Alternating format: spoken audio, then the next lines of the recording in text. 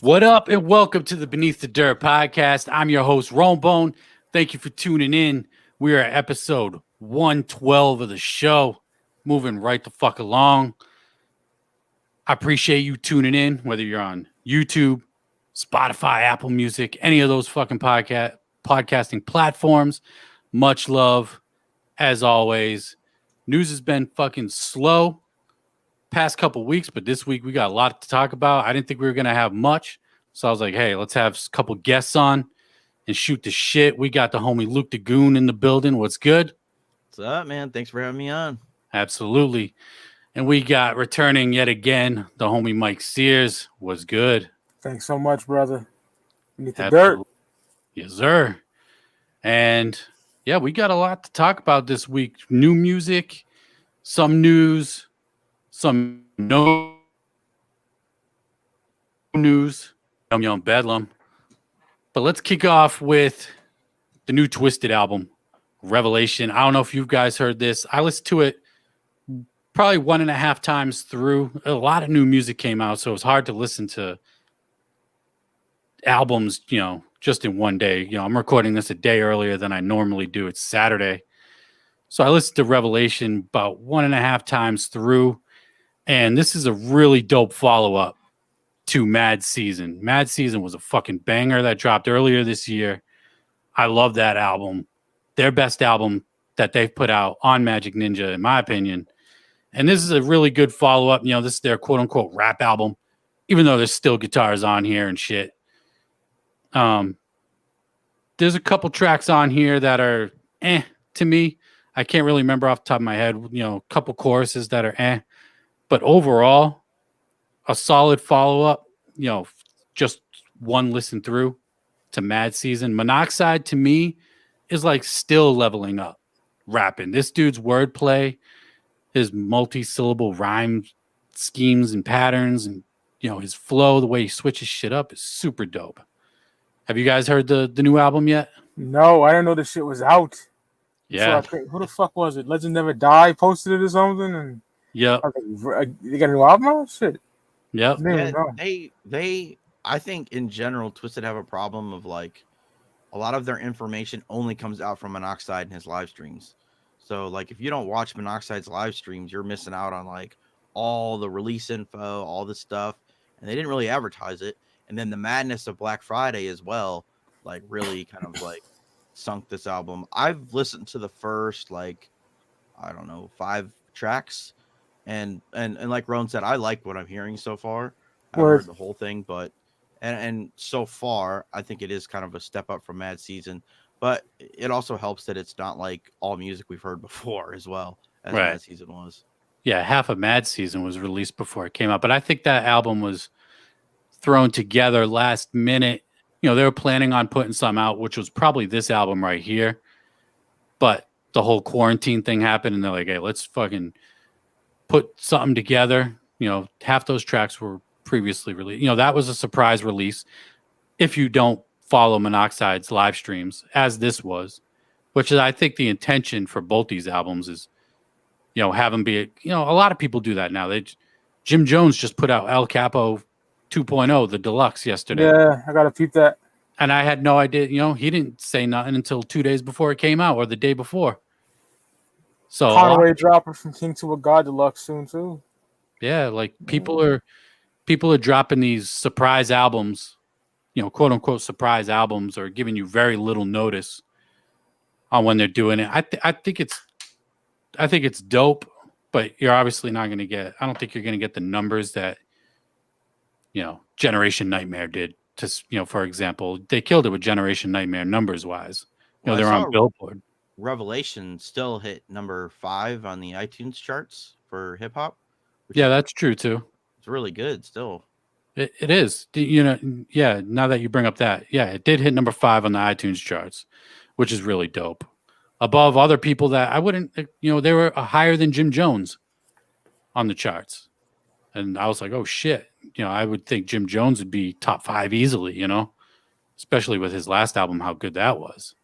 So maybe it doesn't, maybe first week sales will be straight, but as long as like long-term numbers, like Generation Nightmare was on Billboard for like a solid month and a half, which is kind of unheard of when it comes to these underground groups being on Billboard's charts for that long. You know? Yeah. We're also in, lockdown era of music. Right. So I'm sure it diminishes numbers a little bit too. I'm sure it does. I mean, the way I consume music, I still work and stuff, but I'm not on the road as much as I used to be. And that's where I do 90% of my music listening. And it doesn't, my music intake has changed since the quarantine. I just don't get to be on the road bumping shit as much. And I'll listen to it in the crib, but it's just, I don't know. It's just not the same as being in the whip, That's my favorite place to listen to music. Yeah, I'm the sometimes same I'll way. just go sit in my fucking car in the driveway and listen to music. Especially when it just hits different in your car, Yeah. It really does. Like, especially if you got a halfway decent system in there. The Blaze's "I'm a G" hits way different in the whip than it does like just listening to it, because that bass bumps on that song. I wish the rest of the album hit different too. Same. Great way to start the album. Great single, and then no. Mike, have you even checked out Mad Season from Twiztid yet? Not yet, bro. Man, you are. You're behind on the times, Mike. Is the thing, guys, right? There came a time where, like 2000, 2001, I was like, man, do I like Twiztid more than ICP? I worship Twiztid, old Twiztid, but I just grew like a little dislike for them recently. I don't know what the fuck it is. Yeah.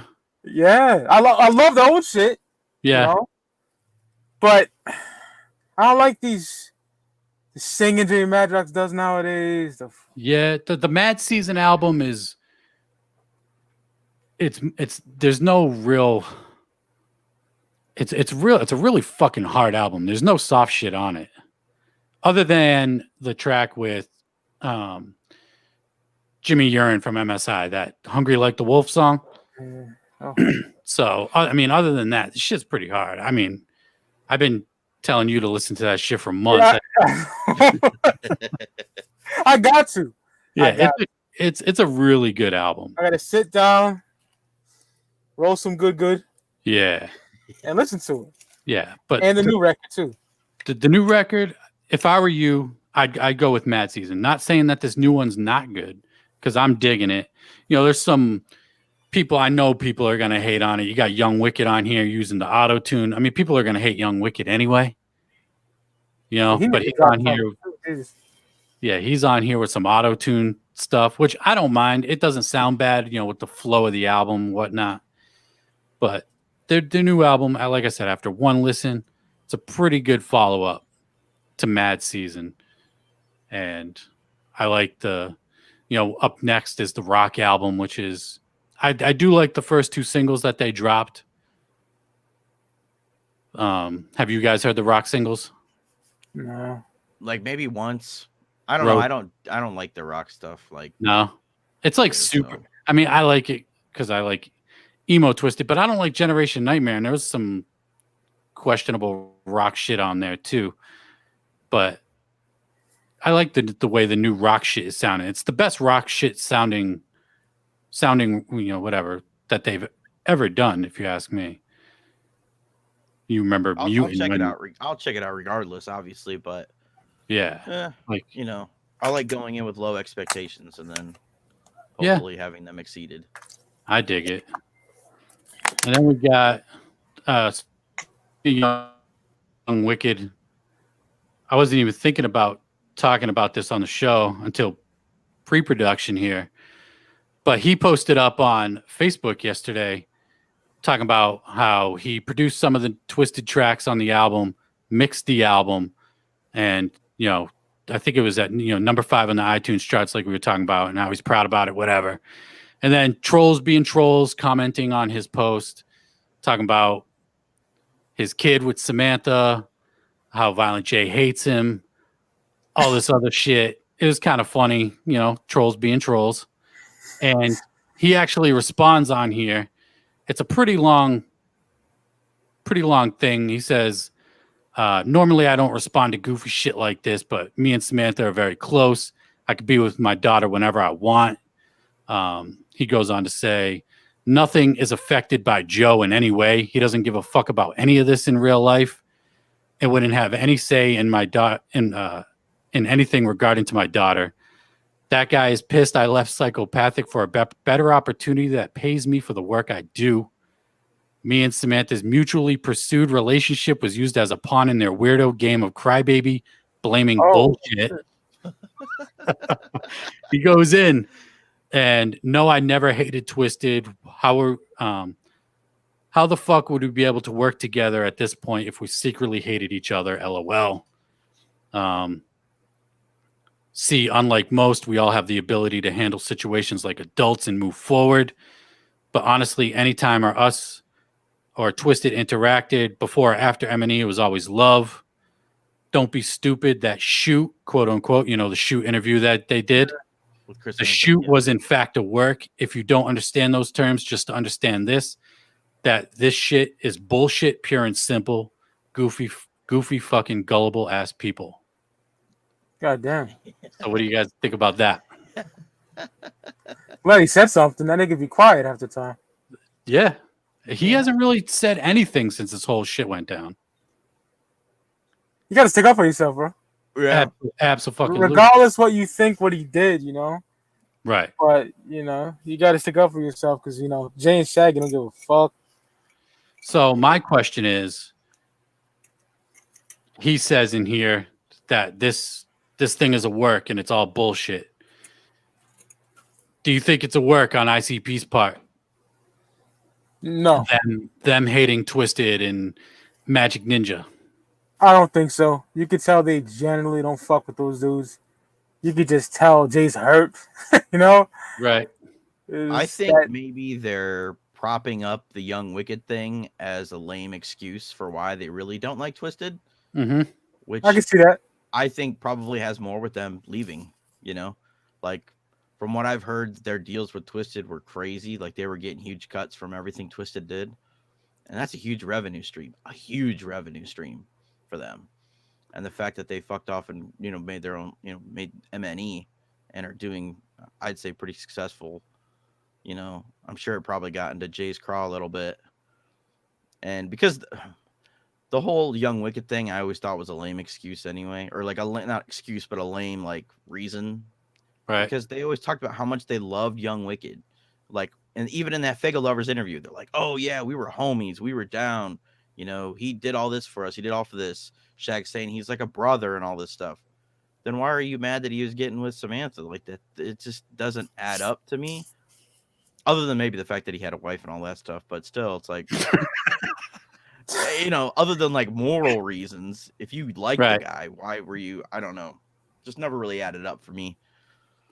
I think maybe there's more that happened behind the scenes that we don't know about, and that's why they're so upset. But they use the Young Wicked thing as like, this is why. That makes sense to me. You're right. The Young Wicked excuse, while maybe a valid excuse, maybe too over the top on their part, using it as a reason to hate Twiztid. Just say fucking them leaving the label and taking half the revenue that was coming into the label, at least half, because they took every act that was there. Yeah. Boondocks, Blaze, A&B, 70, I'll say 50, just for argument's sake. 50% of the revenue for that label is just now gone. Just not coming in anymore. And why is ICP not signing any acts? They don't have the revenue like they used to. And maybe they just don't want to be bothered with that bullshit. They went through that. They went through the Twiztid leaving. That was my impression of like when they did one of the interviews they did for their live stream, their Halloween live stream stuff, was that they had felt like they'd put so much into Twiztid because they always talk about how much they put Twiztid on. And then in the end, for them to just leave, create their own label, and like you said, take half the label with them, kind of was like, why even bother doing that kind of thing anymore? Yeah. And we can just focus on ourselves. Yeah. I mean, I've said before, I don't blame ICP for not wanting to sign people and just having loose affiliations with Ouija Mac and Big Hoodoo. I like that they still rep the hatchet, and ICP don't give a fuck. It's obviously a good look for Hoodoo and Ouija to have the Hatchet Man on their shit, even if they're not on the label. Don't have to wait for psychopathic, slow ass fucking work ethic to release it. You know? Right. Yeah, we'll get into that into a second. But for Young Wicked to speak up like this is one, funny. Good for him for fucking sticking up for himself because he barely ever does it. I don't think he's ever done it. If it is a work on ICP's part, congratulations for fucking ruining Twiztid's business. Because that's all you're really doing is hurting their business. You created a divide where Twiztid's revenue is hurt because of it. And now they're reaching out into this, people, Twiztid selling out, going into the Warped Tour crowd. They were left no other fucking choice because, boom, half the Juggalos at least said, fuck Twiztid. Because Violent J said, fuck Twiztid. Yes. So they have to reach out. They have to reach out to bring in new people. They were left no other fucking choice. But you can hate the music, which is fine. I don't like everything they put out either. But I don't blame them for reaching out to a new audience. You got to do what you have to do to survive. In the grand scheme of things, they're trying to sell records. Exactly. Right. I mean, when ICP played Woodstock, I didn't hear nobody fucking saying that. I've talked about this so many times. I hate fucking just beating a fucking dead horse, but nobody was screaming sellouts when ICP did their festivals and shit like that, And even worse with ICP's part is they were like, fuck festivals and all that shit, fuck the mainstream. And still nobody was, that up in arms. I'm all for it. Do that shit. Tech Nine doing Knotfest and all that. Yeah. Play those bigger crowds. Get new fans. Make this shit bigger. Make this shit what it was 15 years ago. Bring that fucking energy back. 100%. ICP does Rob Zombie festivals. They did it in the last couple years. They did one of his festival shows, whatever Rob Zombie does. I think that's a dope look. I think ICP fits in perfectly with shit like that, Yeah.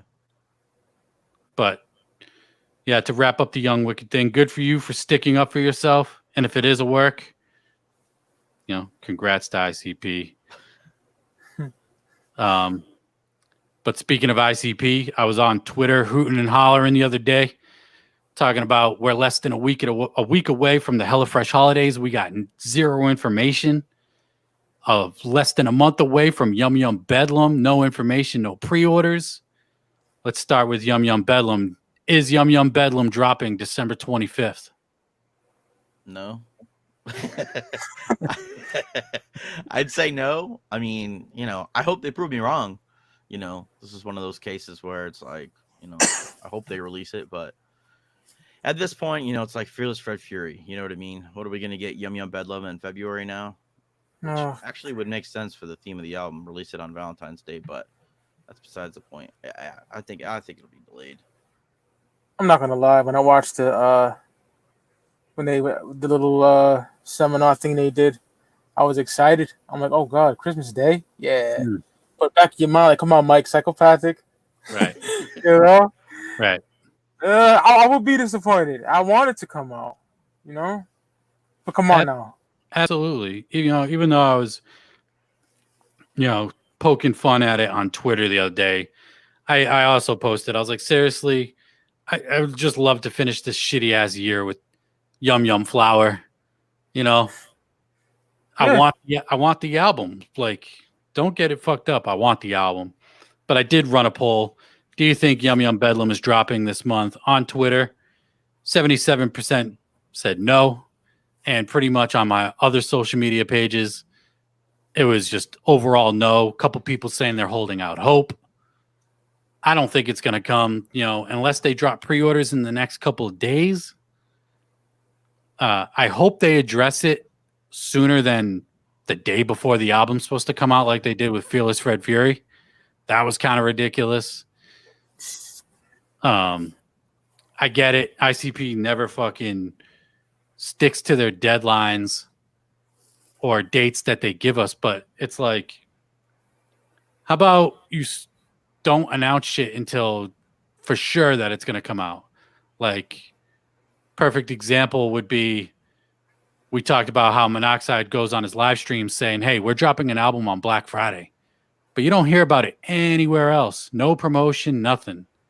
Does the album come out? Sure as fuck does. With no promotion, no promises from anybody but Monoxide. You know, to put out, and they did it twice this year, to put out an album with no promotion, no pre-orders, anything like that, and then to still have it drop based on his word in a live stream. You know, I wish ICP would do the same. I get it. They've never held to deadlines, but the fuck, man. You get the fans hyped. Let's get the album. I want Yum Bedlam. I want to hear how ICP sounds.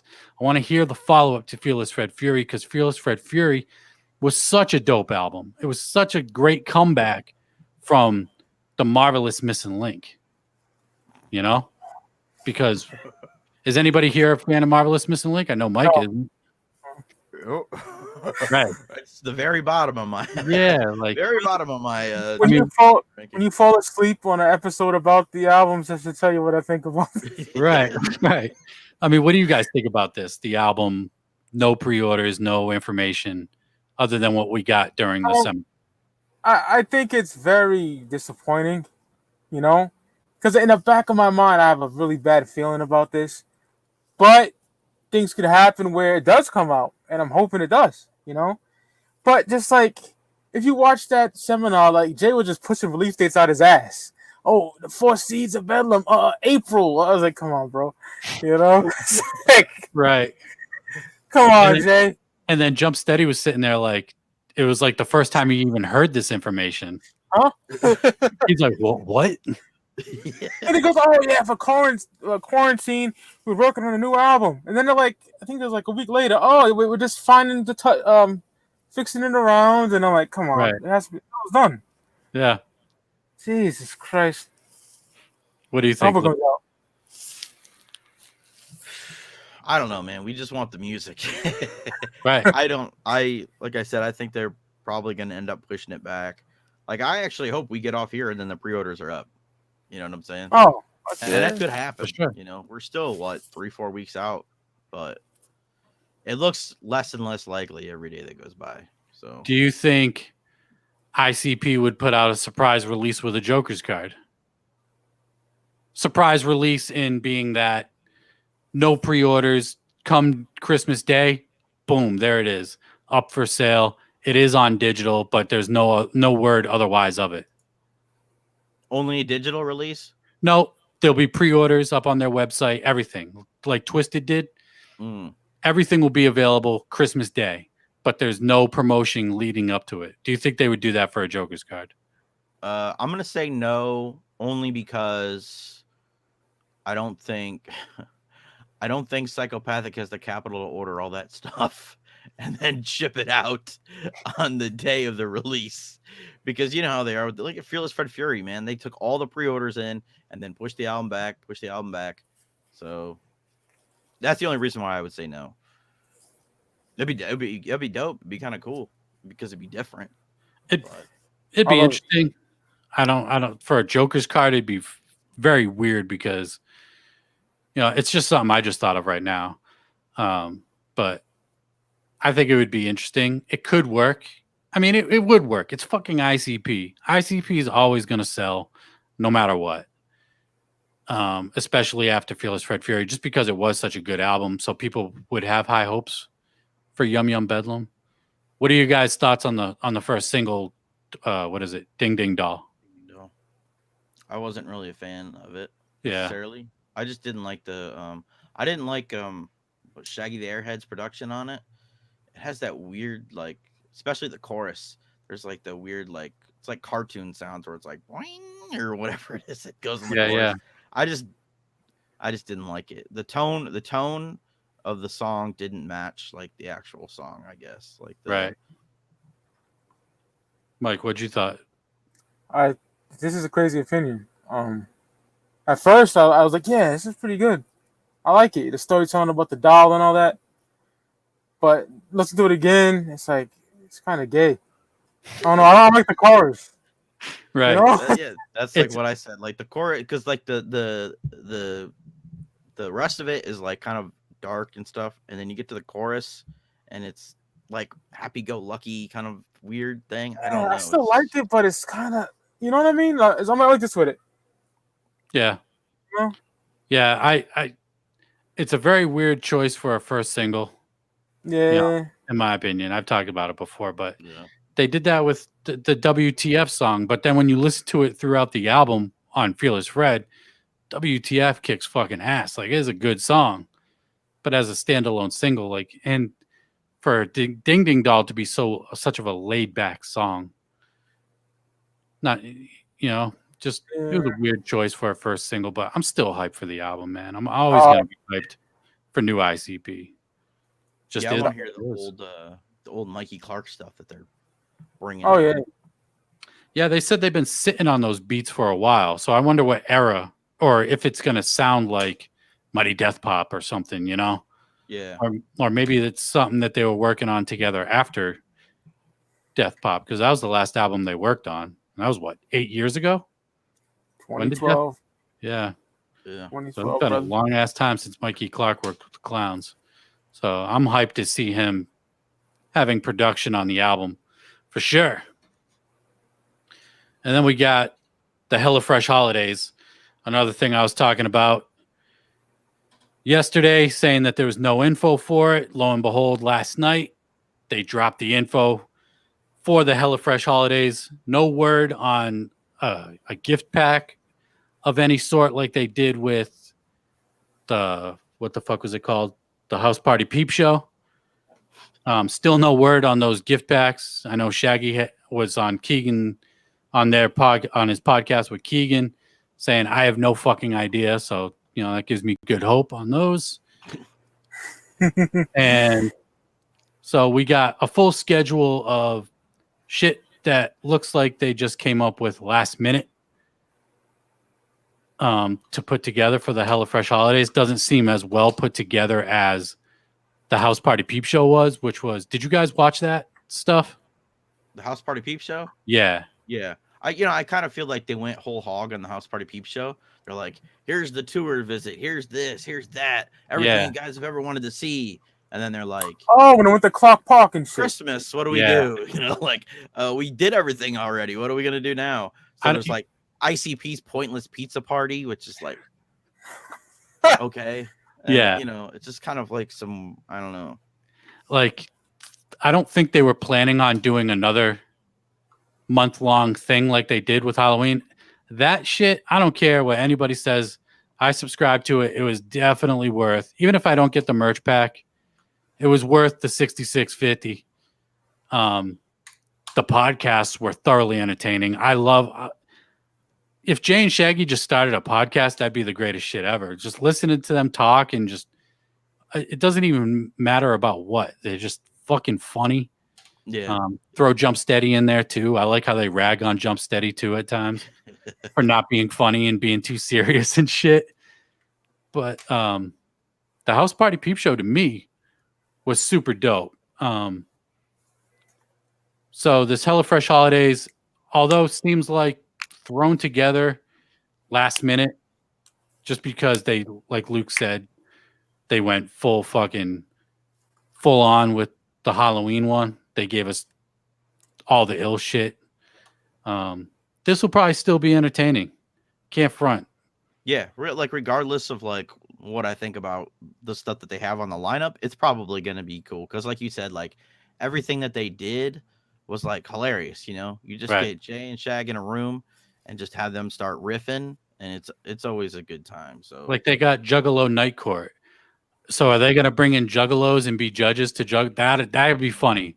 Watching them rip on Juggalos, like that'd be some shit. I'd be like, yeah, that'd be fucking great. There's another 20 JCW event. Yeah, they got the 20 years of the Gathering podcast. I'd love to hear Gathering stories. Yeah, especially if they have like clips and stuff like they did with some of the other stuff that they've done in the previous live stream stuff. Yep. That'd be cool. Yeah, they gave us, unlike the Halloween one, when they gave us the schedule, we don't have a description for everything that they're doing. Like last time, they gave us the schedule and there was like a detailed description of everything of each event that they're doing. We don't have that as of yet. But I'm excited for it. I'm not going to cancel my subscription, just because I ain't doing shit anyway. You know what I mean? Tuning in live. Did you guys subscribe to the Halloween one, or did you watch it on YouTube? I got a connect that just sends me the link. I'll be honest. I'll be 100% on. Yeah, no, I got it. Okay. It's fun. Like, granted, all the streams were always late, but you could go back and watch it. It'd be up on YouTube like a day later anyway. It was just fun to sit down and be like, all right, this is what I'm watching tonight. And just be fucking entertained by the clowns. I'm curious to see if they're going to have a gift pack and if we'll even get the gift pack from the Halloween shit. It's been almost a month and no word on it. I think they'll do it, and the only reason why I think they'll definitely do it is because of the Monster Live coins. You know? Yeah. They already announced this huge thing they're doing. They already said this was one of the Monster Live things, so they feel like they kind of have to do the coin. Right. Yeah. I think Joker's Gallery commented on one of my last YouTube videos saying that they had to get the coins remade because they weren't good enough. Yeah, I saw that too. They had some kind of issue with the coin. Yeah. Yeah, which is fine. I mean, I don't give a fuck about the coin. I'm not going to any of the other ones, I'll probably just end up selling it to somebody that needs it to complete all 5, hit the museum, make a couple bucks, and then go buy some CDs. That's what I do. I flip shit and then sell shit I don't want and buy some CDs that I want. Same shit, bro. But, yeah. ICP's been pretty fucking quiet 2020. They really need this album to drop this year on Christmas Day. I hope it drops. Yes. They've been really, other than the Halloween thing, you haven't really heard much. And then the Chris Hansen thing, you haven't heard much from them. Not much. No. And then we got, one thing I forgot to bring up when we were talking about Twiztid was Jamie Madrox testing positive for fucking Corona. Yeah, man. Yeah, that was wild. That's fucking, he posted up, it was probably about a week ago now, him getting a test. Yeah, he was in the car getting thing in his nose. And he's like, holy shit. I'm like, yo, that don't look fun at all. And I just thought he was getting I'm thinking getting a test maybe because he's traveling or something. And then lo and behold, 3-4 days later, he puts out a statement. He's tested positive. He doesn't say if he's experiencing any symptoms, anything like that. And he has posted on Instagram since then. So I'm not going to sit here and speculate whether he's sick or not, but he did test positive, and that sucks. Yeah, kind of like you said, kind of from everything that I've seen from him, he looks all right. Like when he's done video and stuff on Instagram. But most of that was like promoting the album, so maybe it was pre-recorded stuff.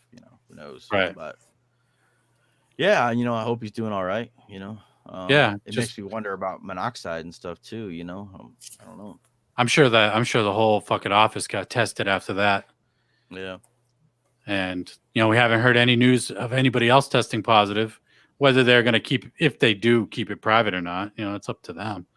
Yeah. But it's just shitty to hear, even if he doesn't experience any symptoms, he's asymptomatic or whatever. It's just, this thing is fucking here. It's still here. And, and we're stuck in that. I don't go out. I go to work and grocery shop, but that's about it. Yeah, it's kind of funny because like if you look back, it's like thinking about when like people were just pushing tours back like a month or something like that, and we're like, all right, yeah, we'll just go to the next show. It's like, right here we are, like 5-6 months later, maybe 7 months. We're like 8 months. Yeah, we're like 8 months removed. It's like there's still no end in sight, really. Right. So, yeah. Well, I hope Jimmy Madrox gets better and his next test is fucking negative. It'd be real shitty for something, bad to happen. It sucks for anybody. I see it on Twitter.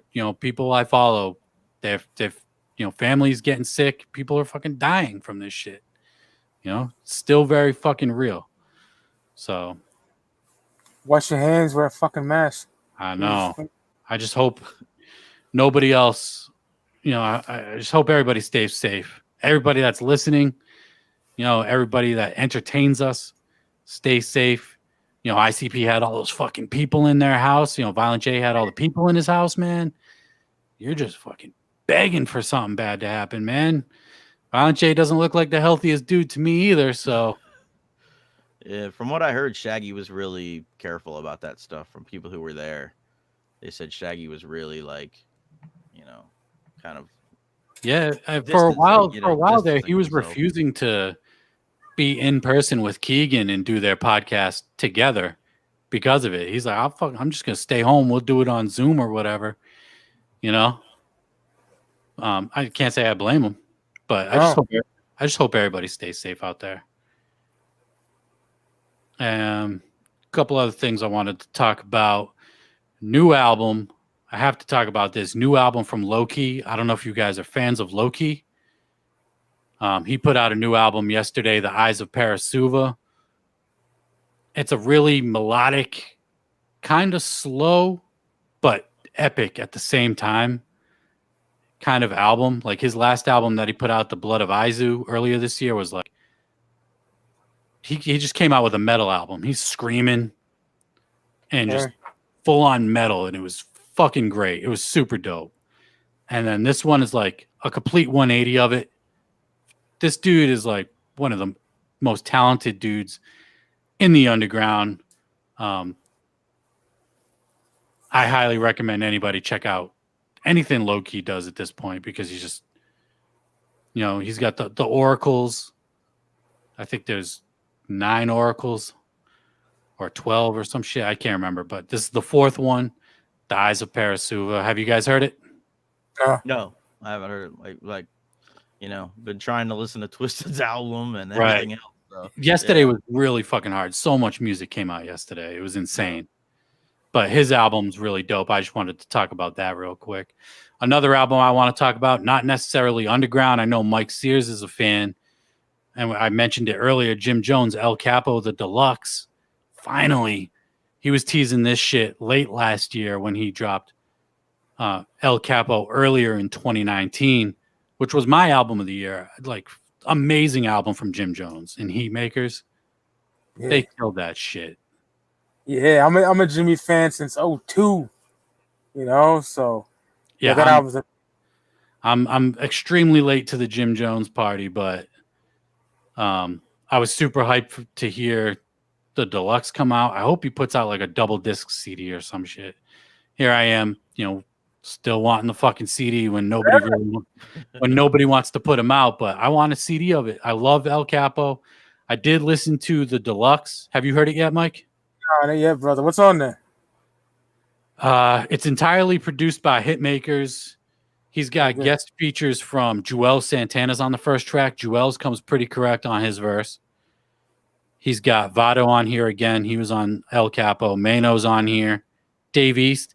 That track with Dave East, I'm not too familiar with Dave East, but that dude's voice is fucking dope. Yeah, he can spit. Yeah, that track is dope. Conway's on here again. That's a dope track. And Fred the Godson. Those are the notable features. There's other people on here, but I don't know who they are. Rest in peace to Fred the Godson. Another one. He died from Corona earlier this year. Yeah, I remember that. But Jim Jones, El Capo Deluxe, Heatmakers. I fucking love Heatmakers production, man. Amazing. Oh my God. Like, I follow them on Instagram, and he just posts clips of these beats, and I'm like, I love that style, the high pitched voice. It's like early 2000s or mid 2000s. You would love Diplomatic Community if you didn't hear it yet. The double album from '03. I have it, and I probably bought it like 6 years ago. One of my boys, he's like, "Yo, you got to buy Diplomatic Community." I was like, "All right, I'll check it out." And I checked it out, and I was like, at the time, I was just getting into Lil Wayne, Yeah. so I really only wanted to hear Lil Wayne at the time because he put me on to Lil Wayne, the first Carter album. And he's like, Yeah. all right, let me see if I could put you onto other shit. And he told me to check out Diplo. So I haven't checked it out since. It's one that I do want to revisit just because I really do like the new shit Jim Jones has been doing, going back to the Talent Wasted album. I thought that was a really good album too. And it's riddled with heat making shit. Yeah. Yeah. Fuck Diplomatic yeah. Community. Yeah. So I definitely got to check that out. He Maker's production, man, is just, I love that style. The high pitched voice and all that. That Purple Haze 2 as well. Like, there's some bangers on there. Yeah, He that Purple Haze 2. I still got to go back and get that first one. Oh, the first one's a classic. It's Yeah. a classic. Just really dope. And I'm hyped to really dive into the new El Capo Deluxe. He bundled it together with the original, but I just added the new ones to my library. It's like 16 new songs. So it's like an entire it's 15 songs, 46 minutes. So it's like an entire new album. That's dope. And, yeah. So entirely produced by He Makers. Not underground, but I'm a fan, so I'm talking about it. It's my show. I do what I want. Other new music, and is another dude that's not underground, but I wanted to mention real quick, is Russ. I've always thought this dude was a cornball. Still do, I guess. But he put out a new EP, and it's got King Crooked, Absol, Premier, Busta, Benny, and Black Thought. It's 5 songs, and this is like just some ill boom bap shit. Like, I know he's mainstream and makes really fucking lame songs, but this is a really dope EP. And it's worth the listen if you ask me. Benny kills his feature. Absol, all the features on here. Busta, kill it. And yeah, that's pretty much it for. I mean, there was other new music that dropped this week, but that's all I'm gonna dive into. I know Mike isn't the biggest Kottonmouth Kings fan. Luke, you like Kottonmouth? Oh yeah, we've talked about this before. We tried to get Mike into him, but right. Mike still got to go back and bump that Royal Highness album. It's so dope. For sure, man. That's a classic. For Saint Dog, I'll do it, and for my brothers, I'll do it. Yeah, rest in peace, Saint Dog. And girlfriend, I just love them niggas. Tangerine Skies. What's the name of that song? Yeah. Yep.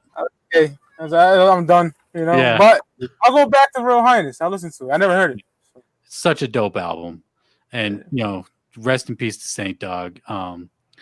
D-Loke, we've been talking about it on the show, teasing releasing the OG demos of Kottonmouth Kings, the P-Town Ballers from '96 with Saint Dog, Johnny Richter, and D-Loke. We never got a lot of music with all three of them on songs. Later on, Saint Dog was doing features with Kottonmouth Kings, like on the Mile High album, and then on the Crown Power album. But at that point, Richter wasn't even in the group. And then they put out Kingdom Come, and then Richter was a featured artist, which was weird because Richter is a Kottonmouth King. But to be getting these OG demos from '96, they're calling it the Seeds of the Crown. The pre-orders are going live December 1st. No specified time given, limited to 500 hard copies. If they do give us a time, best believe I'll be refreshing my shit the minute before it goes live until it goes live, copying a hard copy. I'm super hyped for the OG demos. Luke, what do you think? Yeah, I'm really looking forward to that. Like we were saying in pre-production, it was like really unclear whether or not they were going to have hard copies or not. Because D-Lo was like saying there was going to be like 500 digital copies, and we're like, 500 digital copies? What are you doing? But yeah, I'm really looking forward to it, man. Like being an old school fan of KMK, like more new music that we haven't heard before. Yes, please. Yeah, and I don't know if you've heard the demo for Bump with Richter, Saint Dog, and D-Loke. There's a demo. It's up on YouTube, and the quality of it is not the greatest. I don't know if it's because it's just like a copy of a copy of a copy and then upload it to YouTube, and then YouTube butchers quality anyway. Mhm. So I'm going to go into this not expecting the highest of quality because it is a demo. You know, who knows what they recorded it on? Yeah, that was my thoughts too. Is, But it we'll seemed see. like when they were doing their demos, they were recording them in, legit studios. Like I feel like a lot of the first Hidden Stash album, even though only one of the songs was billed as an OG demo, Nightlife with Johnny Richter, I feel like a few of those tracks were demos, like Frontline. I can't remember the other one where he's bigging up Placentia. But if I'm not expecting the highest of quality, but it can't be too bad if they're willing to put it out there at the same time, Yeah, hopefully they remastered it and did all that stuff to it too. Yeah. And it's not just kind of like a, let's get this out there thing. Right. I'm hyped for it. Like I said, I just put out Kottonmouth Kings CD collection video. Go check that out if you haven't checked it out. Kottonmouth Kings, just one of my favorite groups of all time. Up there with ICP and Twiztid as far as having an impact on my life. ICP being my first real dive into the underground, first like group that I just like fell in love with, rap wise anyway. And then Twiztid and then Kottonmouth after that. For like those three groups were pretty much the only shit I bumped for a good 2-3 years. So they were all rolling together for that late 90s era. Right. They were all and Kottonmouth always rep Juggalo in their shit. Still to this day, they still rep Juggalo in their shit. Saint Dog was shouting out Juggalos on Kingdom Come. So it's super dope. I'm hyped for that demo. The OG demos to be released. And yeah, that's pretty much gonna wrap it up for as far as news and new music. But I saw your guys' review of the Mausoleum album, which was dope. So go peep that. Go to Luke the Goon. Luke the Goon is the axe guy. Did you get the Christmas 2.1? The Scrooge. Yep. The Scrooge. Yeah, I forget what it was called. I went fast. Yeah, they even upped the quantity. They put up 60 now. They usually do 50. Green and red 60. Joint. Yeah. Yeah. Fire. It seems like no matter what color they paint those faces, they're fucking dope. And I was questionable about the 2.1 too, just because of the look of the mask and stuff. But as soon as I saw some of the other variants in person, I was like, wow, they do turn out really well. Yeah, I was hoping that we were going to get that purple one for the Mausoleum album. Yeah, there was a dope like prototype. I saw that went up for sale. That was like gray with like purple highlights. Yeah, that was dope. Yeah, but yeah, they ended up going with that white and black one, which I've guessed is because they wanted to kind of take it easy on Tom, and he could just go white, black, slap on some white. Yeah, because he did 200 of those masks. So that dude, I'm sure he's making a full-time living off Axe at this point. Yeah, he just announced that he's going pretty much full time with AXE now. Oh wow, yeah, good for him and good for fucking Axe, man. Those dudes talking about having like an impact on your life. Those dudes, I've said it before. Mike too. We've said it before. Those dudes just bring back those feelings from the late 90s, early 2000s. Just killing it. The merch drops. They got the fucking Zool balls, like all this crazy shit no one would ever think of, Yeah. And it all looks dope. Yeah, they keep rolling, and they're really good with like the fans too. Like they're like the most accessible guys I know of, like musicians anyway. Especially anybody signed on MNE for sure. Like you can message them on Facebook, and he'll probably get back to you. Yeah. And that says a lot because Bill is a busy dude. Right. Bill does all the shipping. He handles all the stuff. You order something from Zoolmart, Bill is packing it up and putting it in the mail. So, yeah. Yeah, that's dope. When I saw them the last time I saw them live was Axmas. I think it was last year in Boston, and they hung around. They got off stage and just stood there, and people just came up and they basically did a meet and greet for free, and just everybody was kicking it with them. And I thought about going up chopping it with them, but pretty much damn near the whole fucking show was waiting in line to meet them, and I was like, it's snowing out. Fuck, it's like 2 a.m. I don't want to die on my way home. I'm out of here. but they do seem like chill ass dudes. Like I said, they got off stage and just kicked it with the fan immediately from getting off stage. They didn't go anywhere. They got off stage and just stood there and just chopped it up with it, taking pictures, autographs. I saw Joe Black go back to the merch booth, grab a zebra cake because he was hungry. And yeah, those dudes are ill. I've talked about the Mausoleum album being a disappointment for me. I know you guys like it. How do you compare it to the Almighty? You want to take that one, Mike? Man, I think it's not their second album per se, but it's their second album named Beneath. So I would say it's an amazing follow up in my eyes. I fucking love it. Yeah. Yeah, I feel the same way. I like when me and Mike are talking about it, even in the reviews, I like the length of it pretty well. Like it because Almighty runs pretty long sometimes for me, and Mausoleum is like perfect at the 13-track length. Yeah. I do like 12, 13, 14 songs on an album. 45 minutes, something like that. That's like because you could play it and it ends and you're like, fuck it, bring it back. Let's listen to it again. Versus an album that's an hour 10, you get to the end and it depends too. If it's a really fucking good album, yeah, you could bring it back. But most of the times you're like, all right, I've been listening to so-and-so for over an hour. Time for some new shit. Yeah.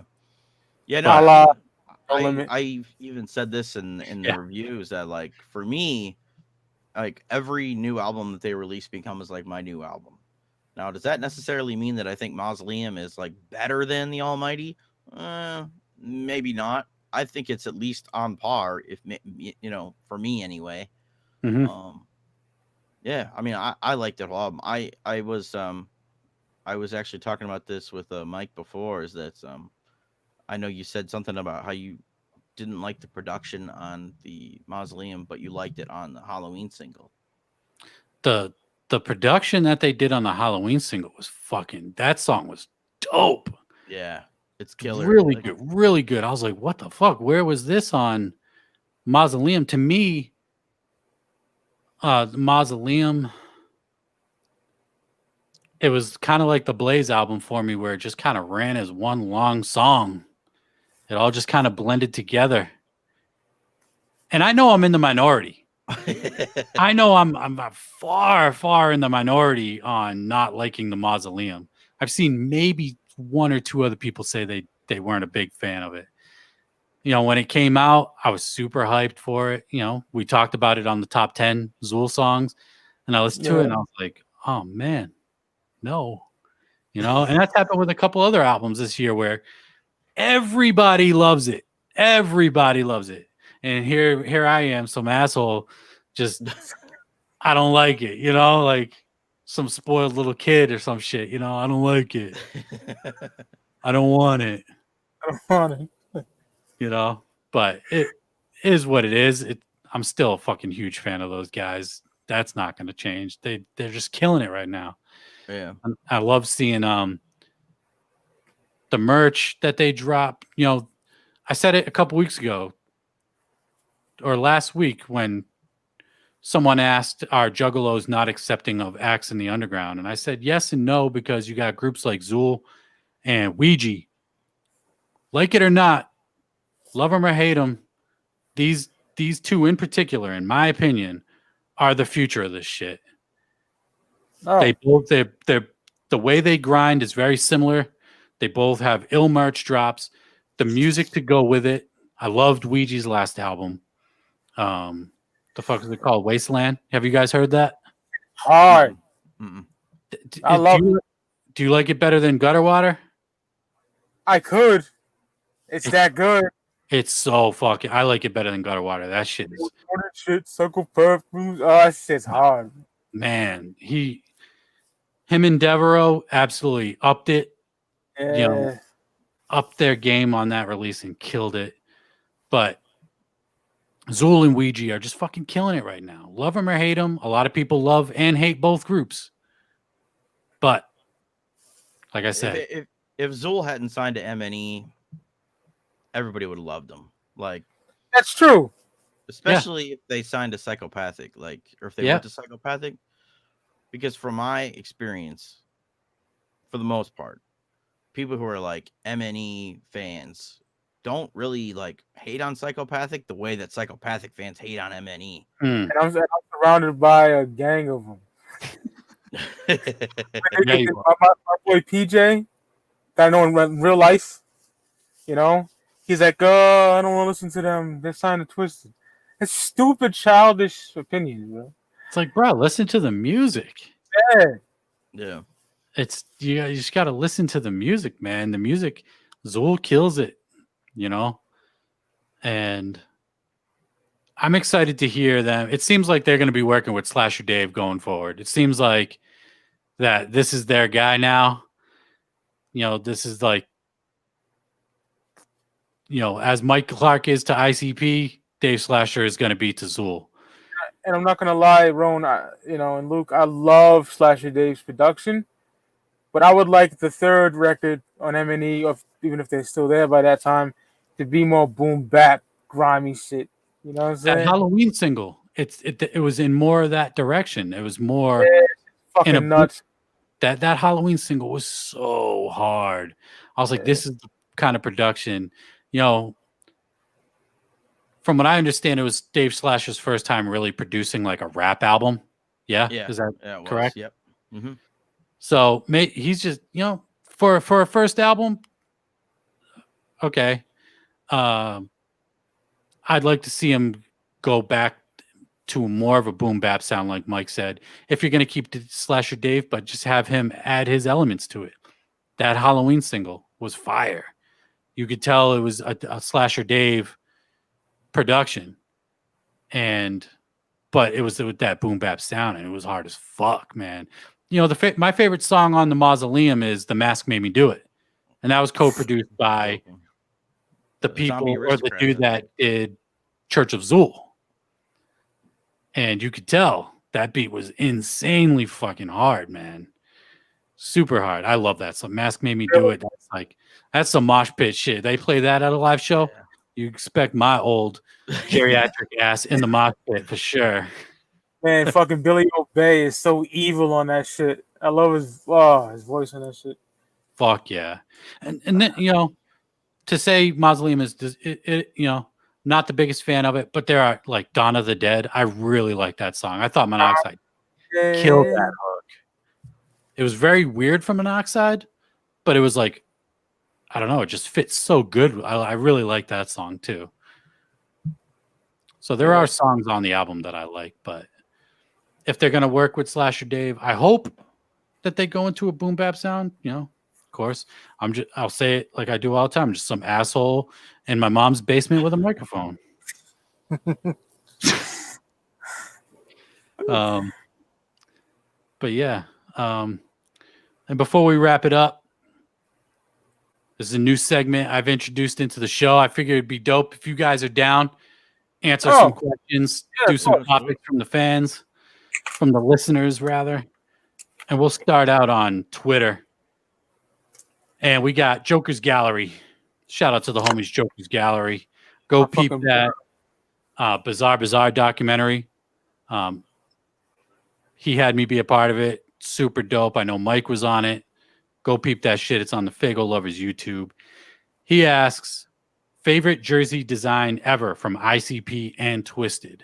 That's a dope question. Yeah, it is. I was never huge into jerseys. I did buy some back in the day. So I'll let you start, Mike. What are your favorite jersey designs from ICP and Twiztid? ICP, I would have to say the Jekyll Brothers jerseys from '99. Yeah, the one with the flames on it. Yeah, fire. Yeah. I would say that Malenko hockey jersey with like the gold. Yeah, Malenko. that's one of mine. Yeah, for sure.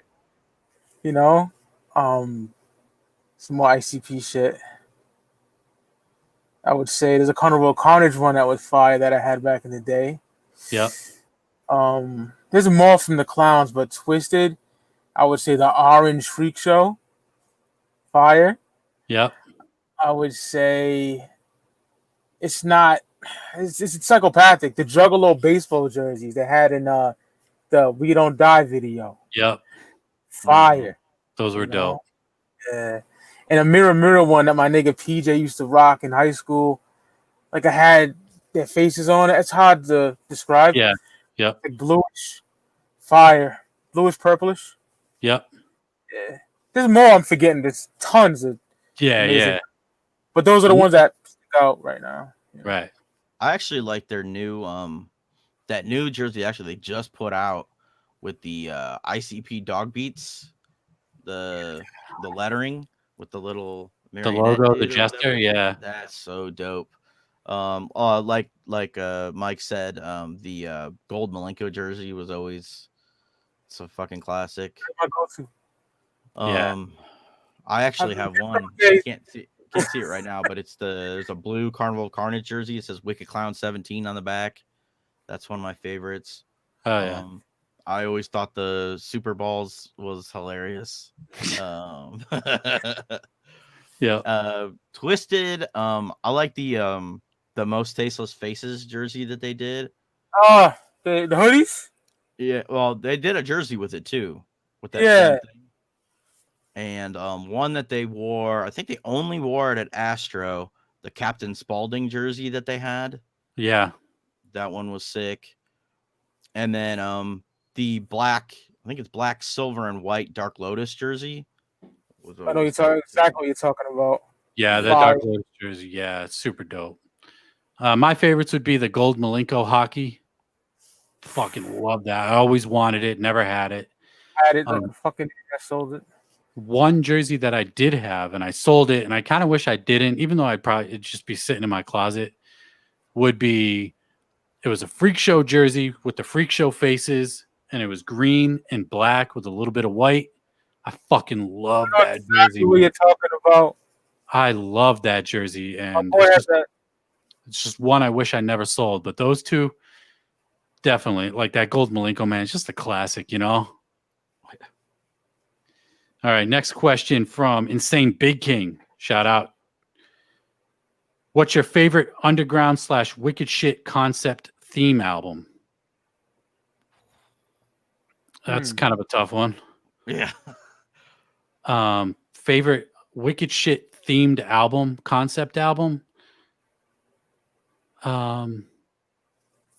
Mike, what do you got? You think of anything? I'm going with Kevin Mann. Brother Lynch Hung, Dinner in the Movie. Yes. Any of the fucking, Men of Elected series. That one of the greatest concepts ever. I fucking love that trilogy. It's so good. The production? Yes. Like you said, a decent system, that shit bang. He won't have no head no more. I fucking love that shit. My little brother loves that shit. The DOA? Yep. Yeah. Fire. I would go like underground. A couple concept albums I could think of would be a group not many probably you've ever heard, Crimson Bile.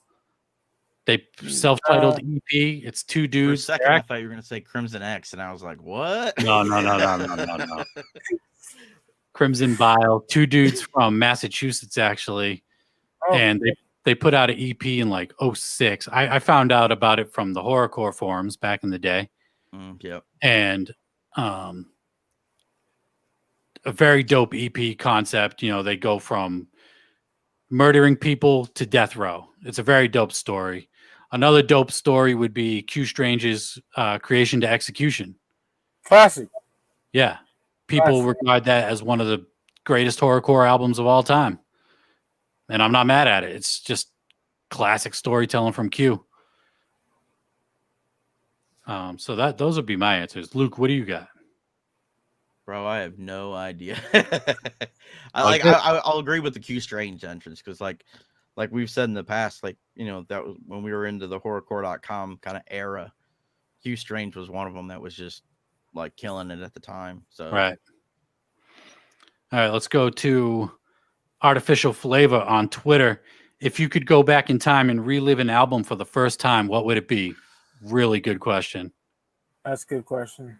That's easy for me. I'd go back and listen to The Great Malenko, my favorite album of all time. I would love to go back and just see what it felt like to hear that album for the first time again. Awesome. So we're living the whole era basically. What do you mean? Is that the thing? Are we going back and listening to the album for the first time, or are we going back to enjoy that era again? He says, go back in time and relive an album for the first time. So he doesn't listen to an album for the first time. Yeah. Shit. Mine would probably be like Riddlebox, mainly because that was the first album I ever heard. Like, it's before I heard any ICP ever. Yeah. So to like hear that again for the very first time and be like sucked into that whole world again, you know? Right. Yeah. Mike? I lived the era, but I'm going Tales from the Lotus Pod. Just with, you know, I mean, I rolled with like 25 juggalos back then. Yeah. Ridiculous. You know, Massachusetts is a clown town, Rome. Yeah. Oh, yeah. You know, I went to Durfee High School, Fall River, Massachusetts, man. Just you see juggalos just all rolling together and just listening to that album, Blunt Rides. You know what I mean? Just store, the Hatchet Rising tour. Yeah. Dog, some of the best times of my life. You know? Yeah. That's a really good answer because the hype for that album was so real. God, was it holy shit. And when it came out, like, I couldn't even believe that. I said it before, like, I had the CD in my hand and I was like, this ain't even fucking real. This is not happening right now. You know what I mean? Like, I can't believe I have Dark Lotus in my fucking hands. And it's my favorite. Like, Malenko would be my second, but Tales is my favorite album in psychopathic history. Fuck yeah. In wicked shit history, it's my second favorite after Do You Believe in God by the Almighty Nodis. So, you know much I love Tales. Yes, sir. You know? Yeah, that was a great question. Shout out to Artificial Flavor for that question. Really dope. All right, let's go to Instagram. Ninja Slap asks, do you think Young Wicked is ever going to drop the mixtape volume 2? Originally, he said in an interview it was coming out before Halloween 2019. I hope so. This motherfucker hasn't released music. I mean, when did Prodigal Son come out? 2017? Yes. It's been 3 years since dude dropped music. Way too long for that dude to be just sitting on a shelf somewhere. He's fucking amazing. Even though what he did, I think, is kind of whack, but I ain't gonna judge it. I think Young Wicked, he's one of the nicest. You know? His production and everything. He's just...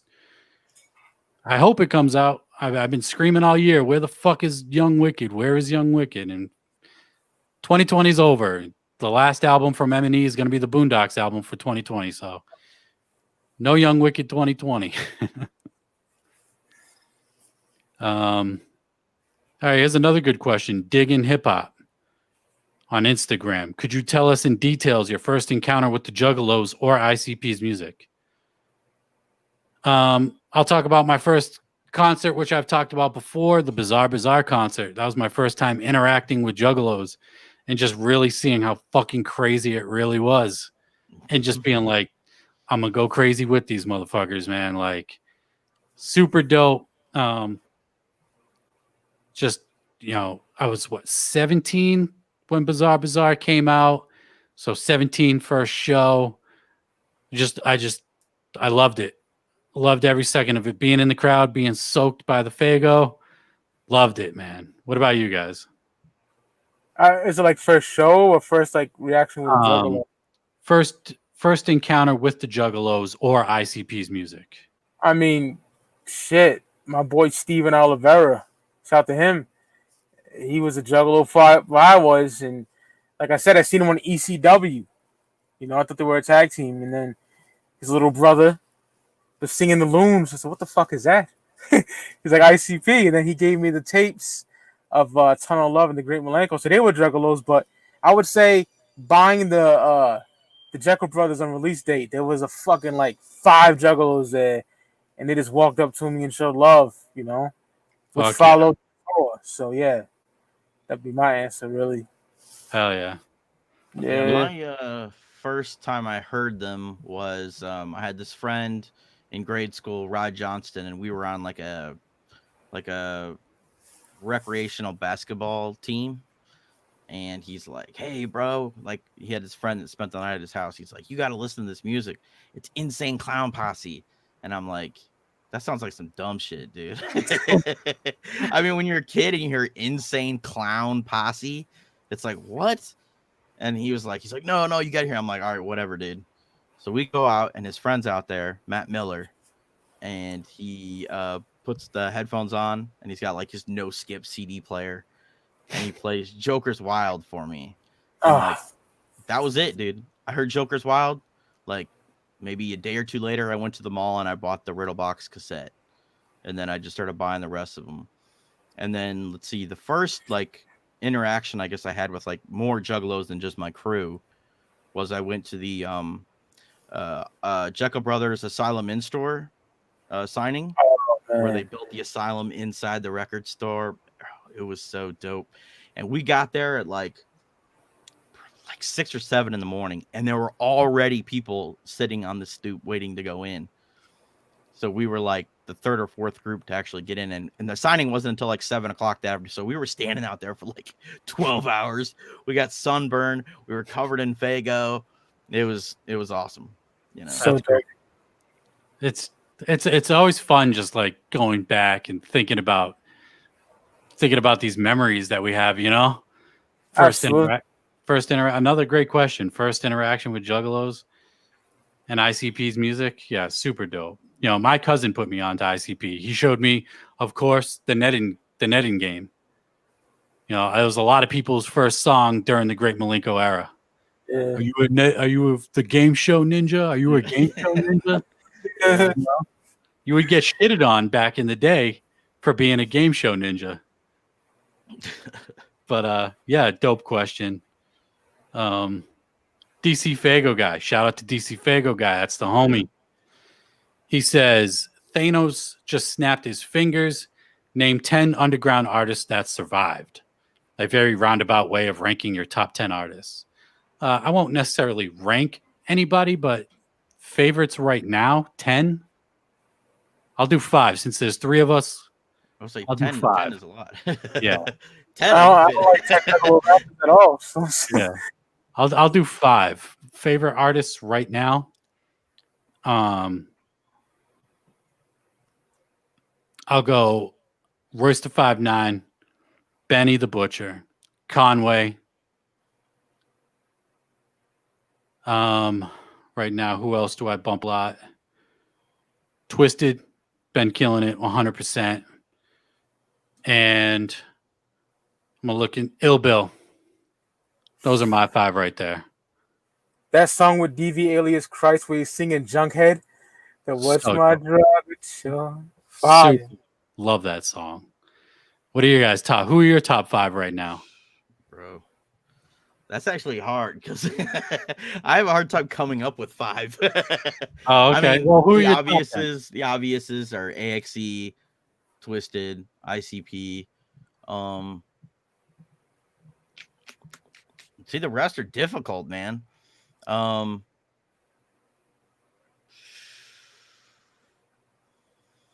Trying to think who else I would put on that list, bro. I don't know. Maybe Blaze, I guess. I like Blaze. And then let's go outside of those camps. I say maybe Insane Poetry. That dude's nasty. Yeah. That dude is fucking so ill. Grim Reality, Faith and Chaos, all that shit. Yeah. Mike, who are your top 5? I'm going with Conway the Machine. Benny the Butcher, West Side Gun. From Baltimore, Maryland, J. Royale. And of course, the illest motherfuckers in horrorcore, Zoo. All Zulu, man. Hell yeah. You know, somebody I would sneak into my top 5 who's killed 2020 and I've been bumping a lot of the Ouija Mac. What's that shit? Who that boy running up the block? That's just hard. Yeah. Who that boy running? Oh, what does he say? I can't remember. Running. I can't remember. Hatchet going chop, chop, chop, chop. So dope. But Ouija's. Like Tony Hawk bumping the fuck out of that song, dog. Yep. And someone replied, Ouija MV. What did they say? Ouija Mac is the future of the wicked shit. We already talked about it. So, yeah, I agree 100%. Yeah. Not much else to talk about there. Yeah, that's gonna wrap it up for the Ask Roan segment, and I'm gonna wrap up the show. I appreciate you guys hopping on. This was really fun. I felt like we had a fucking dope conversation. Dog, I'm a text message away, my nigga. I got you for life, bro. You know. Absolutely. Okay. Super dope. Luke, thank you for being part of the show. You're the axe guy. Tell people where they can find you. YouTube, Luke the Goon. I'm always chilling in the alley, Forever Face Alley. If you don't know what the hell that is, I've actually purchased the URL. So if you go to foreverfacealley.com, it'll take you right to the alley. Fuck yeah. Oh. So yeah, there's that. If you don't mind, can I plug something here real quick? Go for it. Okay. This is coming out on Monday, right? Monday. So tomorrow on the alley, 7:00, I'm interviewing the newest member of LSP, Cody Manson, the underground spotlight that we do. So that'll be a lot of fun. He's got a new album coming out, Psychoactive. The pre-order should be up like really soon. Yeah. So that's where you can check me out at. All right, Mike. Shout out to my boy Ron having me on, man. You can get me at Instagram, Mike Sears _ Speak Your Clout. Speak Clout Podcast every Saturday, 6 p.m. Eastern. And Twitter, Supervillain85. Supervillain like the group. Fuck yeah. Again, I appreciate you guys hopping on. This was a lot of fun, as it usually is. And I'm Rowan Bone of the Beneath the Dirt Podcast. Until next time, I'm out. Peace.